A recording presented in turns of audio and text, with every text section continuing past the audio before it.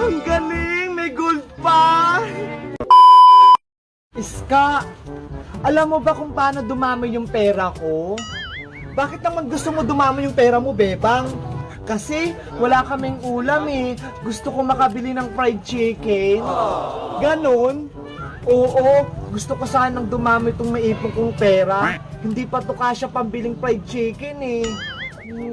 May naisip akong paraan para dumami ang pera mo, Bebang. Talaga, Iska? Paano? Sabihin mo na. Mamaya ko na sasabihin. Halika, sumama ka sa akin.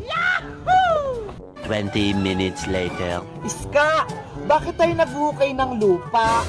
Sabi ng matatanda, kapag daw yung pera mo, tinanim mo sa ilalim ng lupa, tutubo daw ito at bubunga ng maraming pera. Talaga ba? Ang swerte ko naman, dadami tong pera ko. Ano kayang ginagawa ng dalawa doon? Bebang, Iska, anong ginagawa niyo dyan? Princess, nagtatanim kami ng pera. Sayang naman yung pera, masisira lang sa ilalim ng lupa. Sabi kasi ni Iska, dadami daw tong pera kapag tinanim. Hindi totoo yan. Totoo ba yan?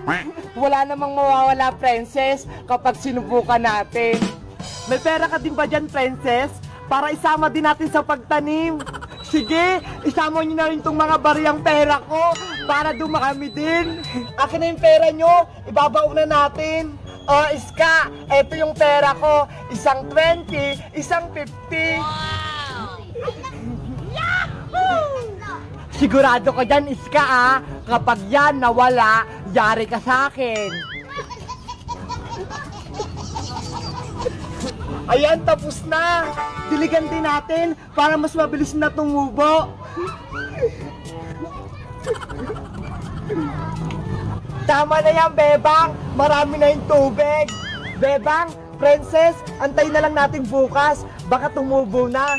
Bilisan mong tumubo pera, ha? Uuwi na kami. Meanwhile,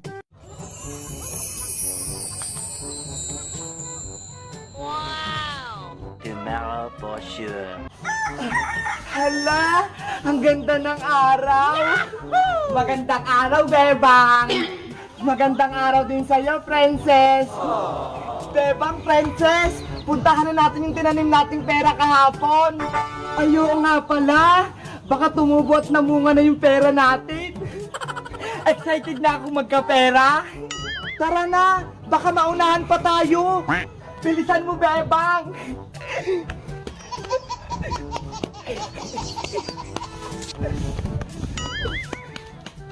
Bebang, Princess, tignan nyo, ho. Wow! Ang daming bunga, puro pera, nakakatuwa.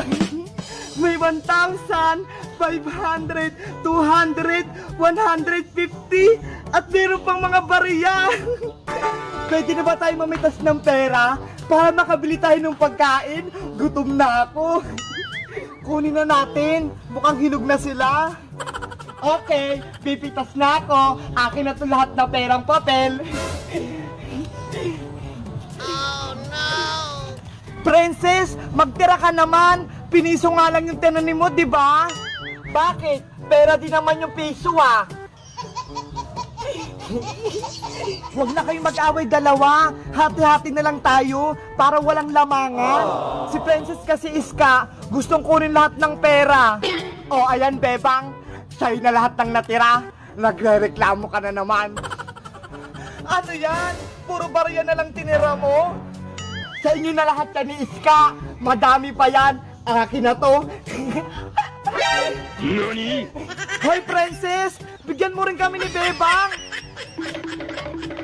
Princess, bumalik ka rito! Yahoo!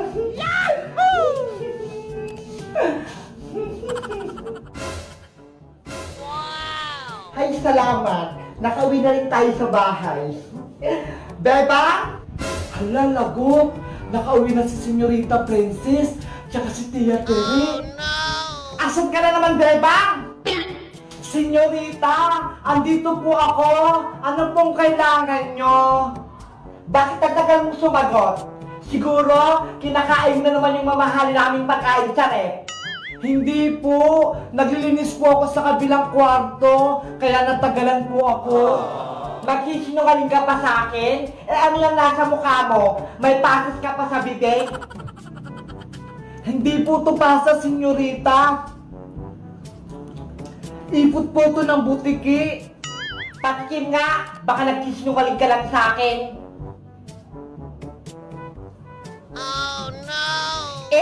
Ipot nga ng butiki! Kadiri! Ayaw niyo po kasing maniwala sa akin eh. Mami oh, tignan mo si Bebang oh, tinatawanan ako. Hoy Bebang, ikaw bata ka? Wala kang karapatan na pagtawanan to nag-iisa kong prinsesang si Princess ha? Patawad po, Tia Tere. Ano? Tinawag mo akong tiya? Hindi mo ako tiyahin, no? Kaya wag mo akong mapiya-tiya. Ako lang naman ang donya sa pamamahay na to. Kaya tawagin mo ako ng Donya Tere. Wow! Hindi na po mauulit, Donya Tere. O siya, nakapagsahin ka na ba? Hindi pa po eh. Ang tamad-tamad mo talaga, Bebang, no? Anong gusto mo? Ako pa magsasaing? Hindi po, Senyorita Princess. Nawala lang po talaga sa isip ko. Ang dami ko po kasing ginagawa dito sa may palasyo, eh. Mami, si Bebang, sumasagot pa. Nagrereklamo, ayaw atang magsaing. Hoy, Bebang, huwag kang umustang senyorita dito. Dahil ikaw ang katulong. Kaya ikaw ang gagawa ng mga gawaing bahay. Totoo naman po yung sinasabi ko eh. Ang dami ko pong ginawa dito sa may palasyo. Naglaba pa ako, naglinis, nagugas ng pinggan, nagwalis, nagdilig. Iniwan ka sa akin ng nanay mo ni 20 pesos, walang binigay. Kaya magtrabaho ka, huwag kang patamad-tamad. Naiintindihan mo ba? Opo, Donya Tere. Naiintindihan ko po. Eto na yung lulutuin mong bigas, Dapat, saktong 1 milyong butil to, Walang susobra, walang kukulang. Kung hindi, yari ka sa akin. Ang hirap naman yan, Senyorita Princess. Bibilangin ko pa to isa-isa. Ay aba, nagreklamo ka ba? Baka gusto mong palayasin ka namin dito at pulutin ka sa kalkuhan. Opo, bibilangin ko na. Dapat lang, dahil ako nasusunod dito. Makalis na nga dito, na-stress ako sa'yo, nababawasan yung ganda ko. Big Bird, namimiss ko na si nanay. Nasaan na kaya siya? Gusto ko na siyang makita at mayakap. Pagod na ako dito. Kawawa naman si Beba. Ang bata-bata niya pa. Para makaranas ng paghihirap. Ginawa na siyang alipin ni Princess tsaka ni Tere. Ay, kawawang bata. Kaya siya babalikan ng kanyang nanay sita. May langaw! Hey! Shit! Alis! Pasuway ko Princess na ko. Ginawa pa akong langaw.